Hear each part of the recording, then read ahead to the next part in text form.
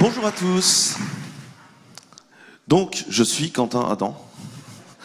Je dirige une boîte super cool qui s'appelle Clever Cloud. Et ça, c'est mon métier principal, en fait, au day-to-day. C'est un métier super cool. Bon, basiquement, on est là pour héberger les applications des gens, mais j'ai plus envie de vous parler de ce qu'on fait aujourd'hui et de notre industrie. En fait, si on réfléchit un petit peu, on est une industrie qui est à la fois extrêmement jeune et extrêmement forte. C'est-à-dire qu'on a une industrie qui a un peu moins d'un demi-siècle et qui, en un peu moins d'un demi-siècle, a déjà eu le temps de complètement transformer le monde. Réfléchissez même aux années 90, il y a 20 ans, quand on a inventé Java. Mais il y avait rien. Des boîtes qui aujourd'hui font énormément d'argent, qui sont d'une importance vitale pour la vie d'énormément de gens, n'existaient pas. C'était même pas des idées. Et quand je vous dis ça, je vous parle à la fois du monde des startups, mais je vous parle également des grosses sociétés de services ou des petites sociétés de services. Mais on est de toute façon dans toute une industrie qui n'existait pas et qui n'était pas un marché. Et si on réfléchit à ça, la façon dont on travaille est extrêmement jeune, extrêmement peu travaillée. C'est un peu, on avait besoin de développeurs, on a mis tout le monde ensemble et puis bon, on se met à travailler quoi. Et comment est-ce que ce métier-là va évoluer dans les 20 ans à venir? C'était le but de la keynote d'un Devox.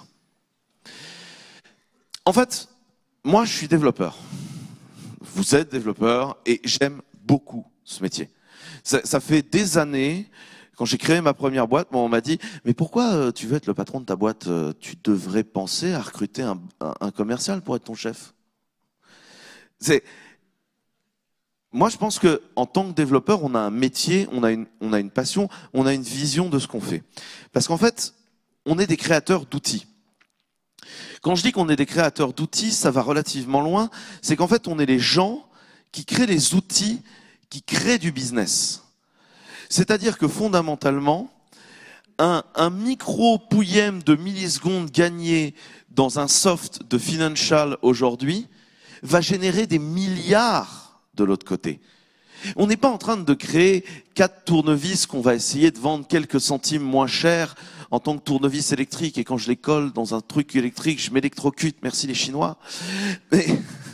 Mais vraiment, on est en train de créer des outils qui sont générateurs d'argent. On a également des outils qui améliorent la vie de tous les jours, ou des outils qui sont, parce qu'on est dans le startup world, qui sont là pour améliorer le monde. Mais de toute façon, on est sur des outils qui ont une puissance phénoménale parce que ce sont des outils qui scale, qui grossissent. Et en fait, nous sommes les personnes capables de comprendre comment on génère de la valeur et donc fondamentalement de l'argent. Si on réfléchit à ces modèles-là comme ça, on se rend compte que certaines startups sont en train de disrupter des markets. C'est-à-dire qu'il y a un jour, un mec qui a dit « Moi, j'ai décidé que j'allais résoudre le problème de se transporter au sein d'une ville. » Et le mec vous crée Uber. Ça fait quoi? 3000 ans que la notion de taxi existe? En 4 ans, le mec vous plie le problème. Essayez, enfin, c'est à la fois génial et hyper anxiogène. Surtout que si vous réfléchissez jusqu'au bout du modèle, vous avez, sur les 3/4 du temps, des indépendants, qu'on qualifie, pour leur faire plaisir, d'entrepreneurs, qui se retrouvent à vendre leur travail, non même plus à la journée comme au 19e siècle, mais à la course de 15-20 minutes qui va venir. Si ça, c'est pas une remise en cause fondamentale de notre système social, je sais pas de quoi on est en train de parler. Donc, quand on dit que le software va manger le monde, on n'est pas en train de parler de petits enjeux. Et on n'est pas en train de parler d'enjeux où on dit bah c'est pas grave, l'année prochaine on sortira la version 6 de JBoss, etc. Non, on est en train de parler d'enjeux où des gens sont en train de structurer la façon fondamentale dont on va travailler et dont on va vivre sur les années à venir en créant des oligopoles forts qui font énormément d'argent et énormément de décisions. Je suis anxiogène là peut-être.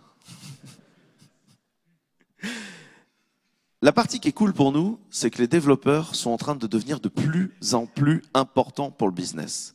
Parce qu'en fait, si vous réfléchissez au modèle, les développeurs sont capables de runner le business. En fait, aujourd'hui, en tant que développeur, on est les clés people pour créer ces outils-là et créer de la valeur. Parce qu'en fait, il y a quelques années, le software, c'était un investissement. Quand on dit investissement, je parle limite d'un plan comptable de l'investissement. C'est-à-dire que le software, c'était exactement comme créer du real estate. Donc on va partir, on va mettre X millions d'euros sur la table, on va se taper un cycle en V et on va amortir sur les 5 ans à venir l'asset qu'on a créé, qui est du software. Et ce software est un investissement, c'est quelque chose qu'on a comme une machine-outil. Le truc, c'est que ça, en fait, c'est de la bullshit aujourd'hui. Parce que ce qui est important aujourd'hui, c'est d'améliorer les outils qui génèrent du business de façon continue. Et en fait, ça veut dire qu'un truc qui avant était un investissement et donc était une charge qu'on immobilisait dans les structures, est à présent quelque chose de liquide, c'est du service. Et donc, le software qui devient du service, c'est la capacité d'adapter et de fournir le meilleur outil à un instant T à l'industrie pour générer plus de valeur et plus d'argent. C'est extrêmement important parce que c'est une rupture dans la façon dont on générait du software jusqu'à présent. On parle de quelque chose où on crée une machine-outil, à quelque chose où on devient une charge fixe capable de s'autofinancer par son retour sur investissement de la génération de valeur générée par nos outils. Je vous laisse le temps des fois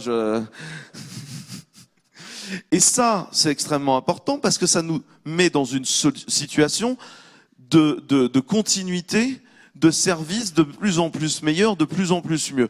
En fait, quelque part, c'est presque la métaphore fondamentale de la mythologie de la croissance à l'énergie infinie. Je vais me ressaisir. À l'énergie infinie de cette croissance qu'on va accumuler en permanence.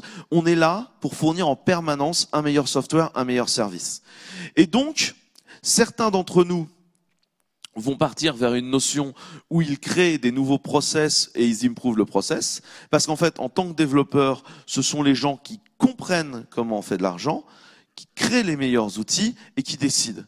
Et d'autres vont partir vers de la plomberie. Quand je dis de la plomberie, je m'explique, parce que on parle beaucoup de Java, RX, etc. Là, ça c'est un morceau de code qui est tiré d'Akastream et qui est fondamentalement du Reactive Java Stream, etc. Cette nouvelle plateforme qui est super cool. Qu'est-ce qu'on est en train de faire dans ce morceau de code? On est en train de modéliser un process en disant il y a une donnée qui rentre dans un point A, on va la streamer dans tel process, on va la streamer là-dedans, on va la merger, dupliquer, on va générer un flux comme ça de gestion de la donnée et à la fin on va envoyer la donnée dans telle sortie.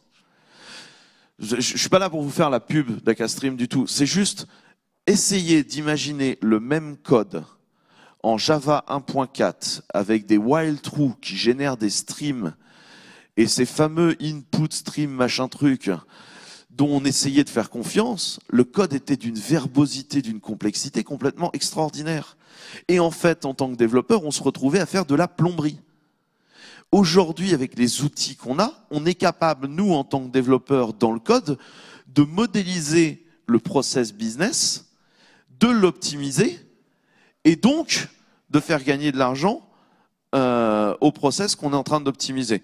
Bon, puis d'autres développeurs, parce que ça les tripe, vont partir vers la partie plomberie, parce qu'ils adorent la plomberie. Mais ceci dit, enfin, moi je fais partie des gens qui adorent la plomberie, et ça me va aussi. Mais je sais qu'on n'est pas si nombreux que ça. Et donc ça, c'est extrêmement important. C'est que du coup, en tant que développeur, on devient des architectes de l'usine à faire du business. Et donc, on n'est plus les espèces d'ouvriers au fond de l'usine qu'on va fouetter avec un chef de projet et un commercial qui nous tape dessus en disant bah, allez-y, va à la mine. Aujourd'hui, on est les gens qui vont se connecter à la vision du business parce qu'on est les gens capables de créer du software. C'était mon préambule.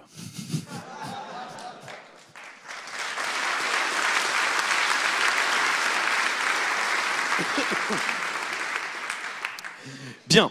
À présent, on sait créer du logiciel et c'est génial. Quand on crée du logiciel, on utilise des super frameworks qui sont des trucs rock solides. On a des build tools extrêmement puissants. On est capable de construire des architectures qui s'auto-build avec des dépendances de build, des usines comme ça qui sont extrêmement fortes. On a des outils de source management qui permettent une collaboration extraordinaire. Steve Morin a même utilisé ce source management system pour le code français. On a vu que c'était un outil absolument merveilleux. Donc on a des outils d'ingénierie, d'intégration continue qui sont pour moi une usine logicielle parfaitement huilée, extrêmement fonctionnelle. On est en train de faire de l'industrie. En fait, on a des machines-outils d'industrie qui nous permettent de réfléchir et d'avancer. On est un métier industriel. On est dans notre révolution industrielle. Et ça, à la fin, ce logiciel, on le déploie sur des serveurs. En fait, en général, on le déploie sur un serveur.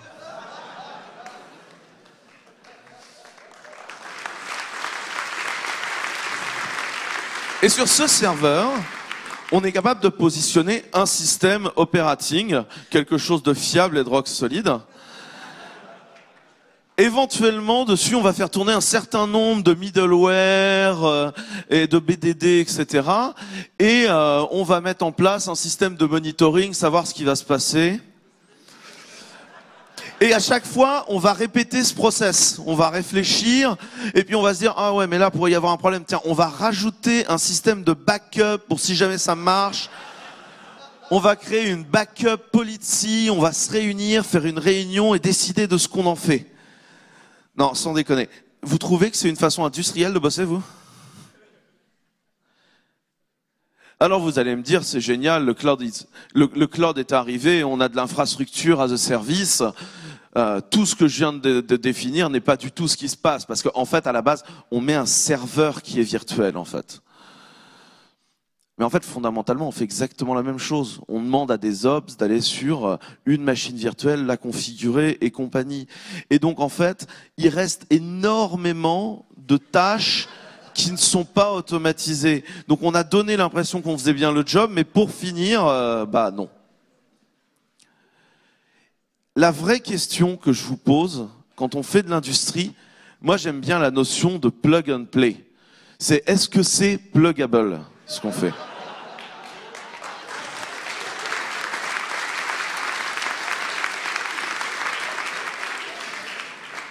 Quand je parle de pluggable, je veux dire comme de l'électricité.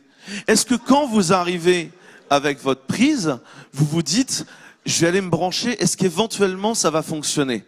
Non, vous savez que ça va fonctionner. C'est quelque chose de rock solide, l'électricité. Mais en fait, ça n'a pas toujours été comme ça. Si on réfléchit au démarrage du XXe siècle, les gens ont commencé à produire de l'électricité pour faire des usines et des machines-outils et des choses comme ça. Et en fait, la plupart des usines, elles avaient leur propre chaîne de production électrique. Et quand vous alliez voir les gens en leur disant « mais ça vous dit, on va centraliser la production électrique, nous on va vous fournir du 220 volts alternatif, ça va être simple », les gens vous disaient « non mais attendez, nous on a 7 ingénieurs dont le travail est de faire tourner de l'électricité. Ça fait 15 ans qu'on fait comme ça. Toute notre chaîne de production est en 113 volts continu.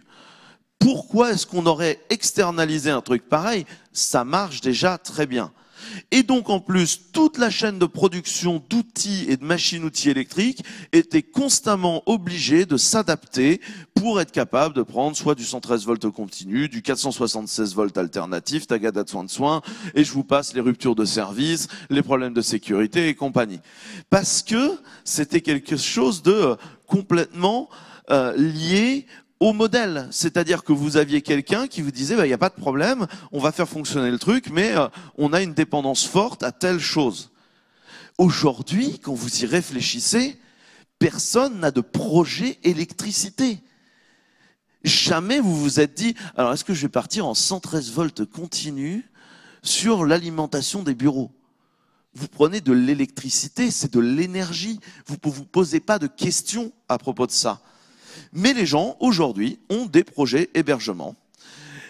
vous font un appel d'offres 6 mois en avance et vous disent on va en parler. Et là vous vous retrouvez à un moment, vous avez tous vu 99 francs, vous savez cette fameuse réunion de 7 heures où ils choisissent la couleur de l'herbe. Moi j'ai vécu ça dans un data center où on s'est posé une réunion de 7 heures réellement, où on a été jusqu'à se poser la question de la marque des écrous à l'intérieur des baies.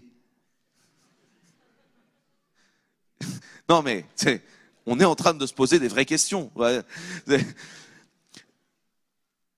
Nous, on pense que c'est pas une façon industrielle de le faire. Parce que on est obligé aujourd'hui, en composant avec les ops, de faire des choses qui sont quasiment à chaque fois faites sur mesure et on espère que ça va tomber en marche. Alors, notez bien, il y a des boîtes qui font des trucs extraordinaires avec des ops qui mettent en place des process de déploiement avec du chef, du puppet, du DevOps. Moi, j'adore la notion de DevOps. La notion de DevOps, c'est la possibilité de dire à un dev, tu seras d'astreinte quand même.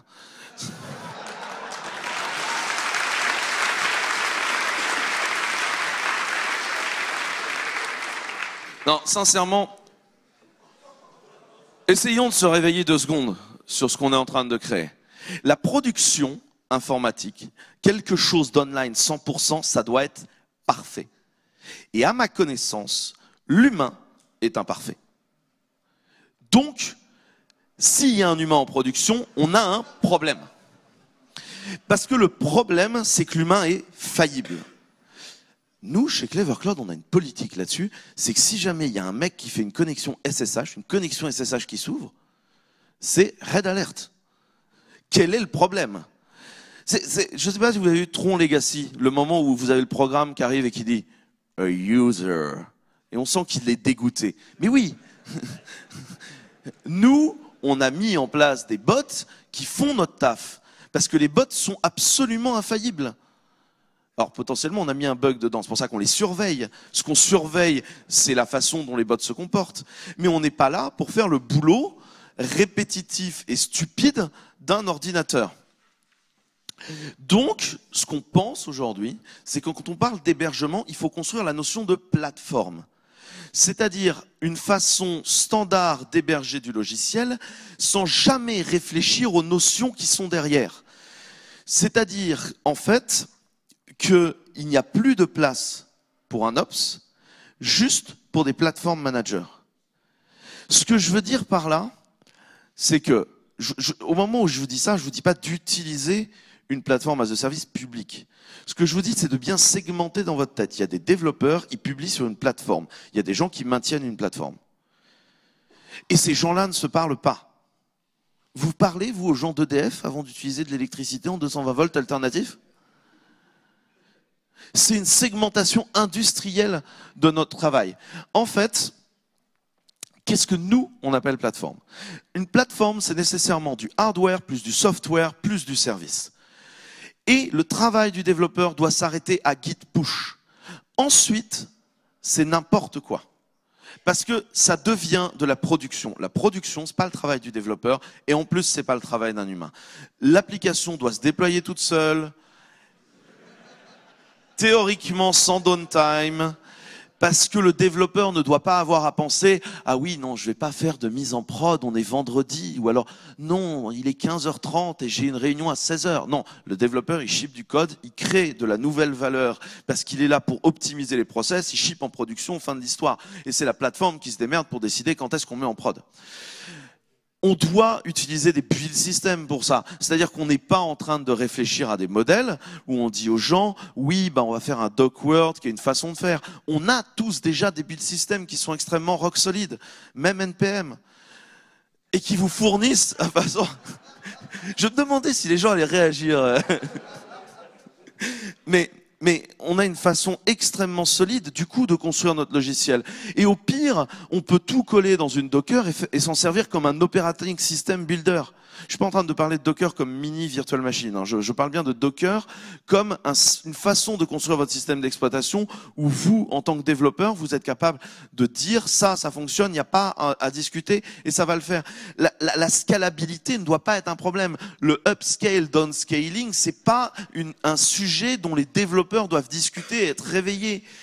Tout comme l'outscaling et la création d'une équipe de serveurs, ça doit se faire automatiquement avec un auto-clustering. Et surtout, ça doit être capable de se relancer quand ça fail. C'est-à-dire que tout ce que je suis en train de décrire, qui sont les fonctions fondamentales d'une plateforme, le développeur doit asserter que c'est vrai, que ça fonctionne, et on n'en parle plus. Et là-dessus, la backup policy doit se mettre en place automatiquement, machin. Enfin, encore une fois, le développeur n'est pas censé agir là-dessus. Tout ça, ce sont des tâches qui sont censées être automatiques. Et quand on parle de sécurité là-dessus, le développeur, il doit assurer que les dépendances qu'il demande et que son code fonctionne, et toute la partie qui est en dessous de plateforme managing, d'OS, d'hypervision, etc., est à mettre à jour par les gens qui font la plateforme. Et ça, c'est un travail full-time. Essayez de réfléchir à ce qui s'est passé cette dernière année.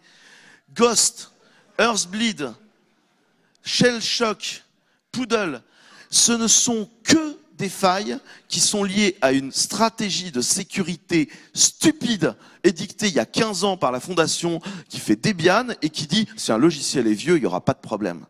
Si un logiciel est vieux, on se paye les vieux bugs. Tous les bugs de cette dernière année sont des bugs que nous, on n'a pas vu passer chez Clever parce qu'on met nos dépendances à jour. C'est-à-dire que ne pas mettre la glibc à jour, je trouve que c'est de la folie furieuse. Et aujourd'hui, la théorie des gens dans l'hosting est de dire les vieux softs ont été battle-tested. C'est plus la vérité. Parce qu'en fait, on doit mettre à jour les choses en permanence et avoir des plateformes managers prêts à réagir. Et quand il y a un problème, ils réagissent dans la demi-seconde. Et ils rollback. Et ils vont mettre encore à jour une fois le code. On n'est plus sur les mêmes modèles. Tout ça doit être maintenu par les plateformes managers. Je me dépêche. Donc, si vous y réfléchissez, il y a les choses que vous devez penser en tant que développeur à faire ou à ne pas faire. Tout comme aujourd'hui, vous branchez de l'électricité, vous ne devez plus vous poser la question de où part votre code. C'est ça la fin du server management. C'est on n'y réfléchit plus, on bute cette partie-là, on industrialise une bonne fois pour toutes cette vision, parce qu'on a besoin de construire une industrie. Si on réfléchit aujourd'hui, pendant longtemps, on était les informaticiens. Aujourd'hui, on est différentes personnes parmi ces informaticiens. Il y a des gens qui travaillent sur les couches basses, des gens qui font de la plomberie, des gens qui réfléchissent au business, qui améliorent les process, des gens qui maintiennent des plateformes. Il faut qu'on accepte de devenir une vraie industrie crédible. Même si j'aime beaucoup l'idée d'être un artisan. On n'est plus des artisans. On manipule beaucoup trop d'argent et de valeur pour se permettre ce type de luxe. Donc on doit réfléchir comme des industriels et comme des créateurs. On est les gens qui aujourd'hui sont capables de créer les futurs outils et donc de créer les futurs business et donc de créer de la disruption. Si on y réfléchit 2 secondes, en dehors d'ici, c'est la guerre. La guerre pour créer les oligopoles économiques puissants de demain. Et aujourd'hui, nous, en tant qu'Européens, on n'est pas en bonne posture. Sur le cloud computing, je n'ai pas tellement envie de faire le malin, mais le projet CloudWatt, ça n'a pas été un franc succès, quoi. J'étais méchant, là. Mais par ailleurs, réfléchissons, est-ce qu'en tant qu'Européens, on a des alternatives industrielles à ce qu'on est en train de produire? Est-ce que sur Uber, on a la chance de pouvoir encore prendre ce marché-là? Donc, mon dernier message là-dessus, c'est que j'espère qu'en tant que développeur, vous vous êtes mis comme objectif de prendre la direction des futures boîtes du CAC 40, histoire de les sauver de cette ancienne économie et de nous permettre de créer, nous aussi, des entreprises fortes et scalables. Merci beaucoup de votre attention. Merci.